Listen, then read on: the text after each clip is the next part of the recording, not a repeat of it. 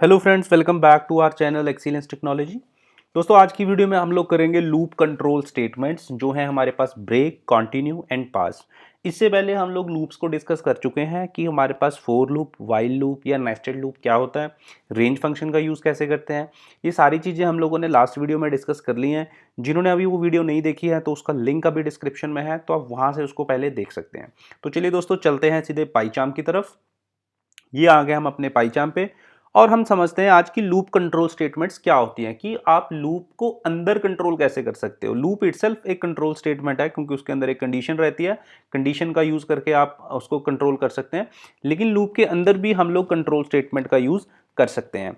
अब वो समझते हैं कैसे कर सकते हैं। अब लेट्स से मैंने एक फोर लूप बनाया, मैंने लिखा फोर आई इन रेंज और उसको मैंने चलाया लेट्स से 20 तक। मैं 20 तक उसको चलाना चाहता हूँ और मैंने यहाँ पे लिखा प्रिंट आई। मैंने आई की वैल्यू को यहाँ पे प्रिंट करा लिया है और उसके बाद मैंने यहाँ पे कंडीशन लगा दी, if I is double equal to 10, I is double equal to 5। अगर आई की वैल्यू 5 के बराबर होती है तो यहाँ पे कंट्रोल ब्रेक, जो हमारा जो लूप है वो ब्रेक हो जाए और ब्रेक होने के बाद नेक्स्ट स्टेटमेंट प्रिंट हो जाए। कुछ भी लेट से मेरी जो स्टेटमेंट है उसका नाम है हेलो। स्टेटमेंट के अंदर मैंने हेलो प्रिंट कराया। अब क्या होगा, आपका लूप जो शुरू हो रहा है वो 0 से शुरू होकर 19 तक जाने वाला है। तो जैसे ही वो वैल्यू को प्रिंट करा रहा है उसके बाद वो चेक कर रहा है क्या आई 5 के बराबर है। जैसे ही आई इक्वल टू 5 होगा, आई की वैल्यू 5 के बराबर होगी, तो यहाँ पे ब्रेक स्टेटमेंट अपना काम कर देगी। ब्रेक स्टेटमेंट क्या करेगी, आपके लूप को ब्रेक कर देगी। ब्रेक करने के बाद आपका यहाँ से लूप टूट जाएगा और एग्जिट हो जाएगा, और एग्जिट होने के बाद जो पहली कंडीशन है वो यहाँ पे रन हो जाएगी। तो लूप को अंदर मैंने कंट्रोल कर लिया है, तो मैंने यहाँ पे इसको प्रिंट किया। तो देखिए यहाँ पे वैल्यूज कितनी प्रिंट हो रही है आपके पास, 0 1 2 3 4 5। 5 के बाद हेलो, हेलो जो मेरी बाद वाली स्टेटमेंट है, 5 के बाद वो प्रिंट हो रही है। तो ये है हमारे पास ब्रेक स्टेटमेंट की, ऐसे आप उसको ब्रेक कर सकते हो, राइट। उसके बाद हमारे पास आता है यहाँ पे कॉन्टिन्यू। मैं इसको यहाँ पे, ये तो आपने ब्रेक स्टेटमेंट समझ लिया। ब्रेक स्टेटमेंट का यूज़ आप काफ़ी तरीके से कर सकते हो। जैसे एक और आपको एग्जांपल दे देता हूँ। जैसे मैंने यहाँ पे लिख दिया दीपक और मैंने लिख दिया आई इज इक्वल टू ए, क्योंकि आप जो लूप है वो स्ट्रिंग के ऊपर भी घुमा सकते हो। तो मैंने लिखा जैसे ही इसकी वैल्यू किसके बराबर होएगी, ए के बराबर होएगी, DEEP ए के बराबर होएगी, तो वो ब्रेक कर जाए। तो मैंने देखो इसको रन किया तो उसने क्या दिखाया मेरे को, यहाँ पे DEEP ए। जैसे ही उसने यहाँ पे ए को प्रिंट किया और जैसे ही आई की वैल्यू ए के बराबर हुई तो यहाँ पे मेरा लूप क्या हो गया, ब्रेक। और उसने के को, एंड वाली वैल्यू को प्रिंट नहीं कराया, उसके बाद सीधा क्या प्रिंट कराया, हेलो, क्योंकि मेरे पास क्या लगा हुआ था नीचे स्टेटमेंट में, हेलो स्टेटमेंट लगा हुआ था प्रिंट का।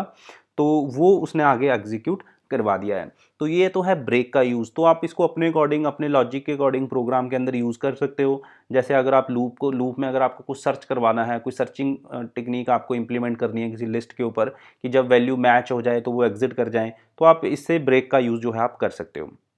अब इसी तरह हमारे पास कॉन्टिन्यू भी है जो वो काम करता है। कॉन्टिन्यू क्या करता है, कॉन्टिन्यू के अंदर क्या होगा कि कॉन्टिन्यू अगर वहां पे मैच हो जाती है वैल्यू, मैंने लिख दिया कॉन्टिन्यू, अगर यहाँ पे वैल्यू मैच हो जाती है तो कॉन्टिन्यू के बाद वाली कोई भी स्टेटमेंट जो है वो रन नहीं होती। तो मैंने यहाँ पे लेट से मैं प्रिंट करा रहा था आई को, और उसके बाद मैं प्रिंट करा रहा था, हमेशा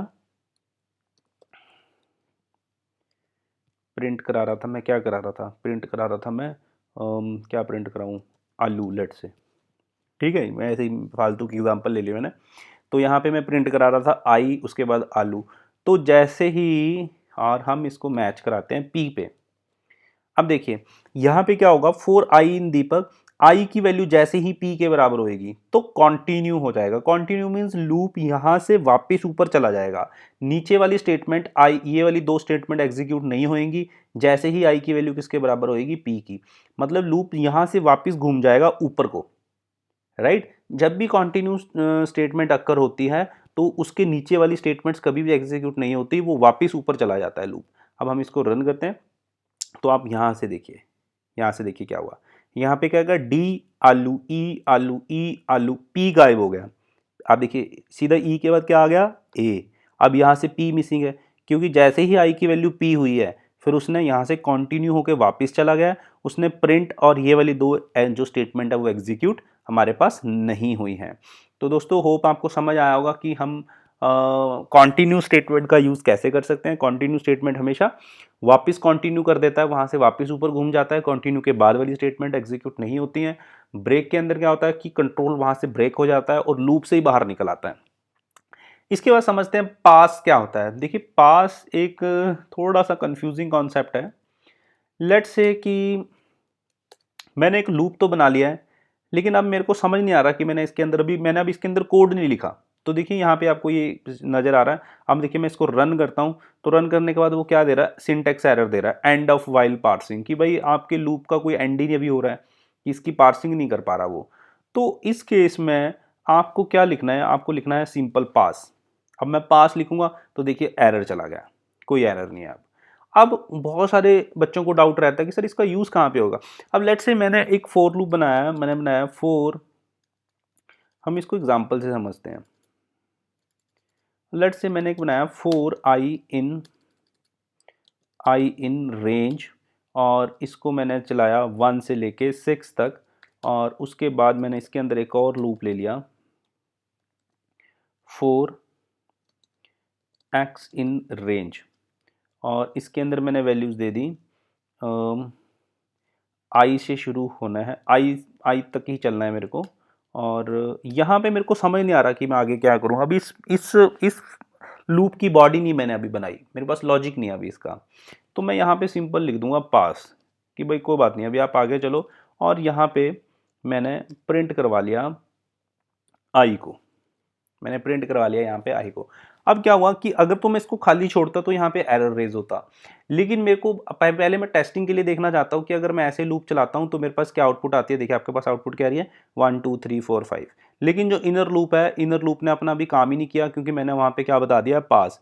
मतलब पास का मतलब है कि उसको वो इग्नोर कर देता है। इग्नोर नहीं करता, आप समझ लो कि ऑपरेशंस कोई परफॉर्म नहीं होते इसके ऊपर, कोई भी ऑपरेशन परफॉर्म नहीं होगा, लेकिन इसको इंटरप्रेटर रीड जरूर करता है, लेकिन इसके ऊपर कोई ऑपरेशन परफॉर्म नहीं होता।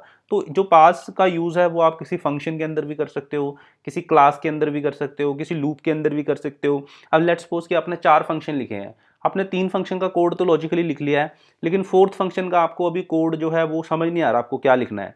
तो या तो आप उसको लिखो ही मत, अगर आपने लिख दिया तो आप कमेंट कर दो, लेकिन अगर आप चाहते हो कि नहीं वो चलता रहे उसके अंदर ही, तो आप उसके अंदर सिंपल पास लिख दो, पास की कमांड लिख दो। पास लिखोगे तो वो उसको उसके अंदर कोई ऑपरेशन परफॉर्म नहीं होगा, लेकिन कोई एरर भी वो रेज नहीं करेगा। तो दोस्तों होप आपको समझ आया होगा कि पास फंक्शन का यूज़ हम लोग कैसे कर सकते हैं। तो हमने ब्रेक, कंटिन्यू और पास को समझा कि हम लोग कैसे कर सकते हैं। तो दोस्तों अगर आपको वीडियो अच्छी लगी है तो आप चैनल को जरूर सब्सक्राइब कर लें। आपकी एक सब्सक्रिप्शन मेरे को मोटिवेशन देगी। और मैं आप लोगों के लिए एक वीडियोस और लेके आ रहा हूँ, उसमें मैं गूगल एड सिखाने वाला हूँ। अभी आपको पता है कि बहुत सारे बिजनेस सफ़र हो गए हैं, और जो ट्रेडिशनल बिजनेस थे उन पे ऊपर काफ़ी इम्पैक्ट आया है। तो मैं अभी एक आपके लिए वीडियो का पूरी सीरीज़ बनाऊंगा, जिसके अंदर मैं आपको सिखाऊंगा कि आप गूगल एड्स कैसे कर सकते हैं। तो उसकी भी वीडियोस आपको प्लेलिस्ट में मिलनी शुरू हो जाएंगी दोस्तों। Thank you guys.